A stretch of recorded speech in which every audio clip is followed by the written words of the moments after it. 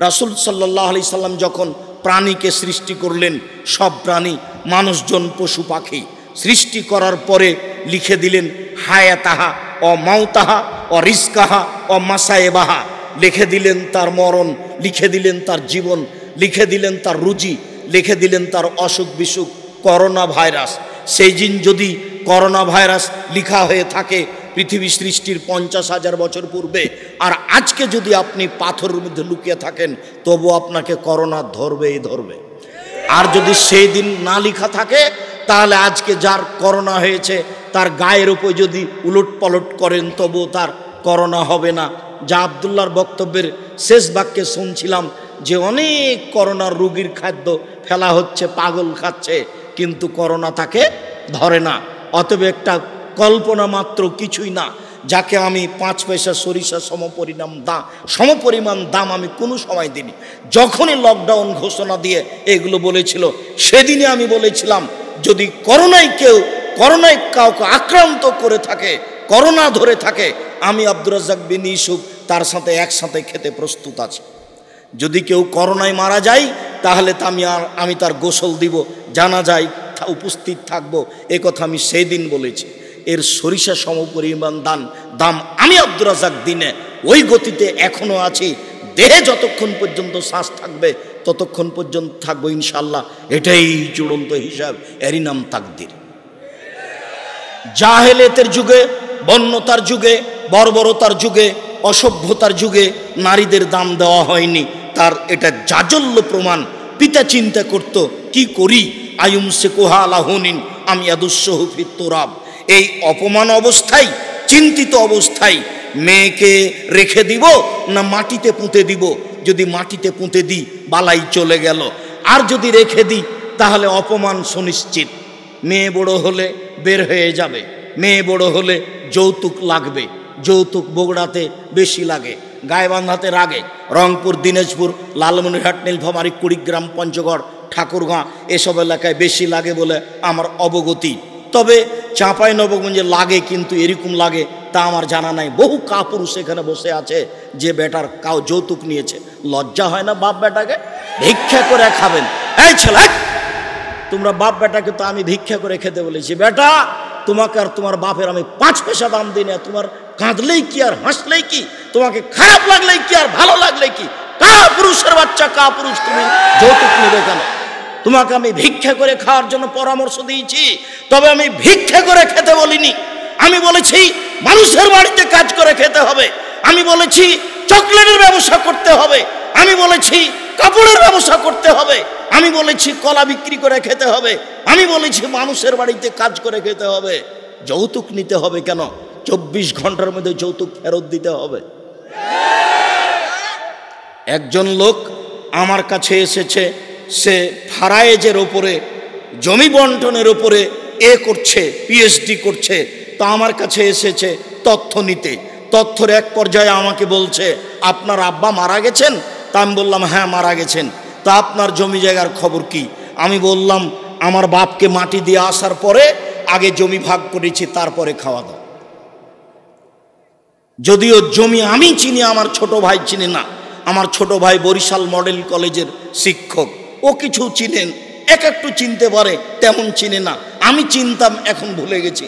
ভাগ হয়েছে ঠিকই, আমরা জমি জায়গায় যায় না। আমার বোনের স্বামীরাই জমি চাষ করে, ওরাই কিভাবে দেখাশোনা করে, ওর ভুরক্ষেপও করি না। এই ছেলেই, তোমাকে আমি বলিনি তোমার দাদা মারা গেছে 10 বছর হলো, তোমার বাপ এখনো ওই জমি খাচ্ছে?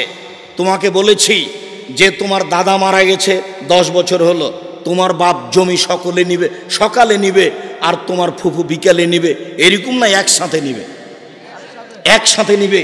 এই বগুড়ার নোংরা নীতি, এই রংপুর, গাইবান্ধা, লালমনিরহাট, নীলফামারীর নোংরা ন্যাক্কারজনক জঘন্য নীতি। বেটা বোনকে জমি ভাগ করে দেয় না, যদি বোন জমি চাই তাহলে একবারে চোখ লাল করে বলে চলে যা, আর কোনোদিন আসবি না। এইভাবে চোখ গরম করে দেখে। এই ছেলে, তোমাকে বলে যাচ্ছি, তুমি আজকে তোমার বাপকে বলে দিও ফুফুর জমি খেতে দুনিয়াতে আসেনি, ভাগ্য নিয়ে এসেছি, ভাগ্য ছাড়া আসেনি। তোমার বাপকে বলেছি ওই কথাটি।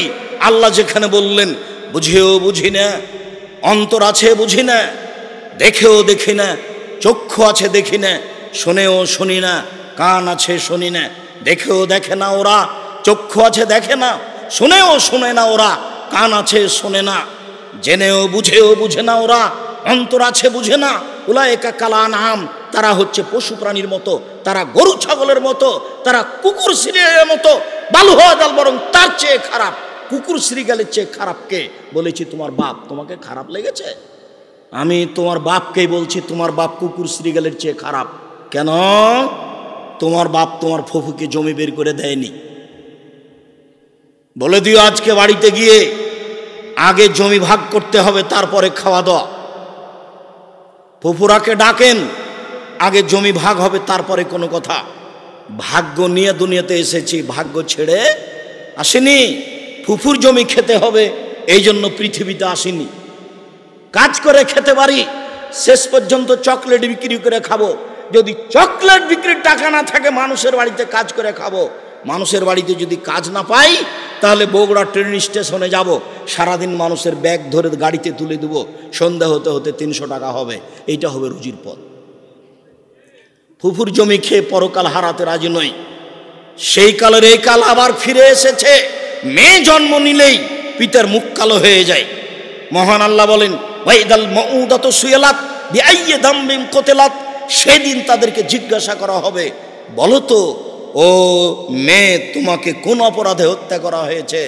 যে মেয়েকে আপনি জীবিত মেরে ফেললেন, সেই মেয়েকে বিচারের মাঠে জিজ্ঞাসা করা হবে, বলো তো তোমাকে তোমার মা কোন অপরাধে হত্যা করেছে? তোমার বাপ তোমাকে কোন অপরাধে হত্যা করেছে?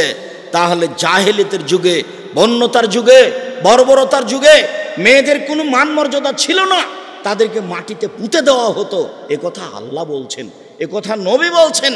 এই নকশা সুন্দর করে আল্লাহ তাআলা উল্লেখ করেছেন। মেয়েদেরকে মাটিতে পুঁতে দেওয়ার বিষয়টি, বিবরণটি এইভাবে এসেছে।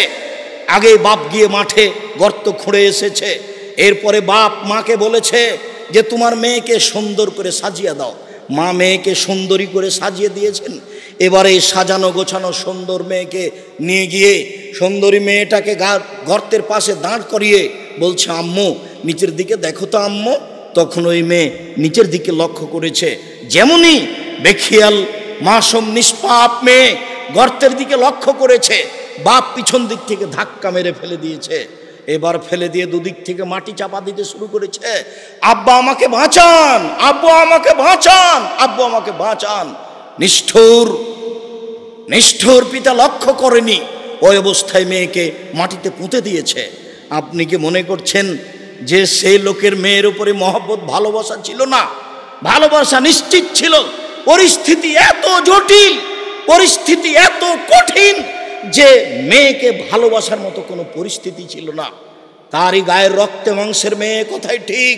ওই মেয়েকে লক্ষবার চুমা দিবে, এ কথাই ঠিক। ওর মা তাকে আদর যত্ন করে মানুষ করেছে, এ কথাই ঠিক। তার মা জানে মেয়েকে নিয়ে গিয়ে মাটিতে পুঁতে দিবে, এ কথাও ঠিক। এরপরেও কেউ পরিস্থিতির কারণে রক্ষা করতে পারে না। সামান্য পরিস্থিতিতে মা মরে যাচ্ছে, করোনা ভাইরাসে বেটা মায়ের গায়ে হাত লাগায় না, সামান্য পরিস্থিতিতেই। তাই সেটাই মানুষ গ্রহণ করে নেবে এত সহজে। সম্মানিত দিনী ভাই বোন, এই যে সেদিন বগুড়া নিমগাছির লোকই ধরে নেন, কথার কথা, ঢাকায় মেয়ে পড়ে, ঢাকা বিশ্ববিদ্যালয়ে, বারবার খবর নিচ্ছে, আম্মু কেমন আছো আম্মু? আম্মু টাকা পয়সা কমে গেলে বলিও, টাকা পয়সা না থাকলে বলিও, তোমার চাচাতো ভাই আছে তার কাছে টাকা নিয়ে নিও। আম্মু সকালে আজকে নাস্তা করেছো? কত যে খবর আর কত যে হিসেব। 3 দিন পরে একদিন চাচাতো ভাই বলছে যে, চাচু কি খবর, কি খবর? বলে আপু তো চলে গেছে বের হয়ে। ওকে ত্যায্যপুত্র করলাম, ওকে ত্যায্যপুত্র করলাম। ওই মেয়ের চোখ দেখবো না, ওর মুখ দেখবো না। ওকে যদি পাই তাহলে এই ভয়ে টুকরা টুকরা করে কেটে তুরাগ নদীতে ভাসিয়ে দিব, পদ্মা নদীতে ভাসিয়ে দিবেও তাই। এখন পেলে তাকে জব্দ করবে। বলেন কি হলো? ভালোবাসা কোথায় গেল?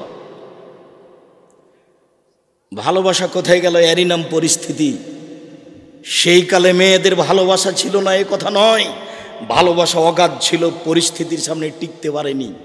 এরই নাম পরিস্থিতি। পরিস্থিতিতে মেয়ে নিব না এ কথা বলছে, তার মানে বন্যতার যুগ ফিরে এসেছে। বর্বরতার যুগ ফিরে এসেছে, অসভ্যতার যুগ ফিরে এসেছে। মাটিতে মানে মেয়েকে পুঁতে দেওয়া হতো। কত আয়াত, কত হাদিস। মুগিরা ইবনে শুবা রাদিয়াল্লাহু তাআলা আনহু বলেন, রাসূল সাল্লাল্লাহু আলাইহি সাল্লাম বলেছেন, ইন্নাল্লাহা হাররামা উকুকাল উম্মাহাত, আল্লাহ তাআলা চিরদিনের জন্য মায়ের অবাধ্য চলাকে হারাম করেছেন। এই ছেলে, মনে রেখো একটা কথা, যেদিন তোমার বিবাহ হবে সেদিন থেকে তুমি তোমার মাকে আর ভালোবাসতে পারবে না। যেদিন বউ বাড়িতে আসবে সেদিনই তোমার মাকে আর তুমি ভালোবাসতে পারবে না। পরিস্থিতি তোমার উল্টে যাবে। দিন যত যাবে পরিবেশ তত জটিল হবে। এক সময়ে মনে হবে এই মাটির উপরে সবচেয়ে বড় শত্রু আমার মা। আর তোমার মা যা বলে সবই উল্টা কথা বলে, উল্টা বলে, এই কথাও ঠিক। আরে টাকা দিয়েছ তুমি ফল খেতে, টাকাটি তোমার মা তোমার বড় বোনকে দিয়ে পাঠিয়ে দিয়েছে। মা সেদিন যে টাকা দিলাম, ও টাকা খরচ হয়ে গেছে। কি করলেন? টাকা তোর বড় বোনকে দিয়ে দিয়েছি। আরে আমি আপনাকে ফল খেতে দিলাম, টাকা দিলাম ফল খাওয়ার জন্য, আর আপনি টাকা দিয়ে দিলেন মানে? অবাক। আপনার ছেলে আর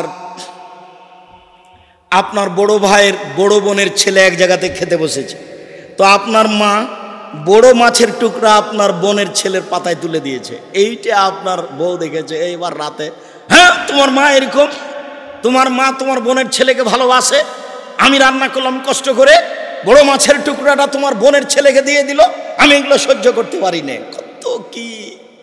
আপনি সন্ধ্যায় এসে দেখছেন আপনার মা বিছানে পেশাব করেছে, উঠতে পারে না, বিছান গন্ধ করছে। আপনি বলছেন, হ্যাঁ তুমি আমার মায়ের বিছানা পরিষ্কার করনি, আমার মায়ের চাদরটা ধুয়ে দাওনি। তখন আপনার বউ বলছে, তোমার মাকে তুমি দেখো, তোমার মায়ের বিছানা তুমি পরিষ্কার করো। ওই ঘরে ঢুকলে তোমার মা আমাকে অকথ্য ভাষায় গালি দেয়, আমি তোমার মাকে দেখবো মানে? আপনার মা অকথ্য ভাষায় গালি দেয়, এ কথাও ঠিক। নেন, এবার কি করবেন? এত কিছু করার পরেও মা যে ঘরে থাকে সেই ঘরে তুমি জোরে হাঁটতে পাবে না। আমি বলিনি, আল্লাহ বলেছে। এত কিছু বলার পরে তোমার মা যে ঘরে থাকে সেই ঘরে তুমি জোর করে কথা বলতে পাবে না। ফালা তাকুল্লাহুমা উফফিন ওয়ালা তানহারহুমা, এ কথা বলতে পাবে না। আল্লাহ নিষেধ করে দিয়েছেন, এটা নগদ অর্থ। ঝাঁকি দিয়ে কথা বলতে পাবে না। হ্যাঁ আপনি এ করলেন সেই করলেন, একবারে টোটালে নিষেধ, আল্লাহ বলে দিয়েছে। অকফিজলাহুমা জানাহাজুল, হাত নিচু করে যেতে হবে। মনে পড়ে না একদিন দৃশ্য নকল করছিলাম, মনে পড়ার তো কথা যে রাজশাহীর মেয়র এসেছেন নওদাপাড়ায় আমচত্বরে, তো শাহ মকদুম থানার ওসি এইভাবে দাঁড়িয়েছেন, এইভাবে দাঁড়িয়ে বলছেন, স্যার এখন কি করব স্যার? তা আমি তো দৃশ্য দেখে অবাক হয়ে গেলাম। আমি তো পাশে বসেছিলাম সেই দিন, যেটা ব্যাপার কি, এটাতে ছিল মায়ের জন্য, এইটা কি করে মেয়র পেল? এটা তো মায়ের জন্য ছিল, কিভাবে এখানে চলে আসলো? অথচ মায়ের সামনে এভাবে যাওয়ার কথা আল্লাহ বলছে। আবার বলছেন শেষের দিকে, অকুর রব্বির হামহুমা কামা রাব্বায়ানি সগীরা, হে আল্লাহ তুমি আমার পিতা মাতাকে ওইভাবে দেখো বাল্য অবস্থায় আমাকে যেভাবে দেখেছিল, যার কারণে আপনাকে আমি সলাতের শেষে সালাম ফিরার পূর্বে একটা দোয়া পড়ার জন্য পরামর্শ দিয়েছি, মনে আছে কি? রব্বির হামহুমা কামা রাব্বায়ানি সগীরা। আর এটা যেন মনে থাকে এর জন্য কি বলেছি বলেন তো দেখি? জাযাকাল্লাহ খায়ের। 2 রাকাত সালাত আদায় করতে হবে। 2 রাকাত সালাত আদায় করে আল্লাহকে বলতে হবে, আল্লাহ তুমি আমাকে এই দোয়াটা বলার তৌফিক দান করো, আমি যেন না ভুলি। সব সময় সালাত শেষে সালাম ফেরার পূর্বে রব্বির হামহুমা কামা রাব্বায়ানি সগীরা এই দোয়া বলার জন্য আমি আল্লাহর কাছে 2 রাকাত সালাত আদায় করে সাহায্য চাওয়ার জন্য বলেছি পৃথিবীর সকল দিনী ভাই বোনকে। সম্মানিত দিনী ভাই বোন, আল্লাহর নবী বলেন চিরদিনের জন্য মায়ের অবাধ্য চলা হারাম, চিরদিনের জন্য মায়ের অবাধ্য চলা হারাম। এই বেটা শোনো, আরো তোমাকে সতর্কতার সাথে বলছি, তুমি বারবার পেশাব করছো, তুমি বারবার পেশাব করছিলে বিছানে, তখন তোমার মায়ের জন্য একটা জায়েজ ছিল একটু হাসি মুখে, আঘাত করা, এই অত পেশাব করিস কেন রে, এইটা তোমার জন্য জায়েজ ছিল। এখন তোমার মা তোমার কোলে, তোমার মাকে তুমি এইভাবে বলতে পারো না। কি যে করি, এত পেশাব কেমনে পরিষ্কার করি, হ্যাঁ কি যে করি, যখন তখন পেশাব করছে, এরকম কথা বলার সুযোগ নেই। একদিন তুমি ছিলে তোমার মায়ের কোলে, এখন তোমার মা তোমার কোলে।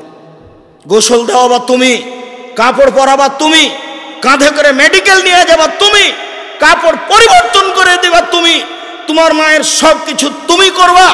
আল্লাহ তাআলা চিরদিনের জন্য মায়ের অবাধ্য চলা হারাম করে দিয়েছেন। 2, ওয়াদাল বানাত, মেয়েকে মাটিতে পুঁতে দেওয়া চিরদিনের জন্য হারাম। অমানওয়াতিন, কৃপণতা চিরদিনের জন্য হারাম। বক্তব্য যখন দিচ্ছিলাম ইবাদতের জগতে সবচেয়ে শক্তিশালী ইবাদত দান, তখন মনে মনে ভেবেছিলেন যে 10 টাকা দিয়ে যাব, এখন এটা কেটে গেছে, তার মানে কৃপণতা ধরে নিয়েছে। কৃপণতা চিরদিনের জন্য হারাম। অত্র বুখারী মুসলিমের হাদিসে 3টে জিনিসকে হারাম করা হয়েছে, হারাম শব্দ উল্লেখ করা হয়েছে। 1, পিতামাতার অবাধ্য চলা। 2, মেয়েকে মাটিতে পুঁতে দেওয়া। 3, কৃপণতা করা।